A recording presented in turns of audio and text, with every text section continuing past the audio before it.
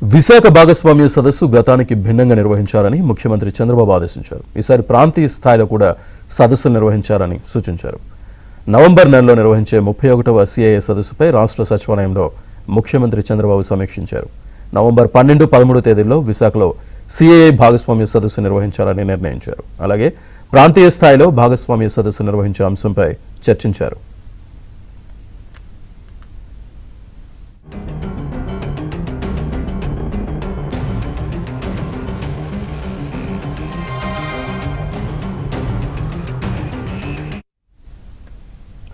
ఈ సదస్సులో భాగంగా ఎంఓయూలు కుదుర్చుకోవడం, ministerial sessions, plenary, country sessions, B2B, B2G సమావేశాలతో 2 రోజుల భాగస్వామ్య సదస్సు నిర్వహించేలా అన్ని ఏర్పాట్లు చేయాలని సీఎం చంద్రబాబు అధికారులను ఆదేశించారు. విశాఖ భాగస్వామ్య సదస్సుకు జాతీయ, అంతర్జాతీయ కంపెనీల ప్రతినిధులు, కేంద్ర మంత్రులు, వివిధ దేశాలకు చెందిన డెలిగేట్స్ను ఆహ్వానించాలని సీఎం సూచించారు.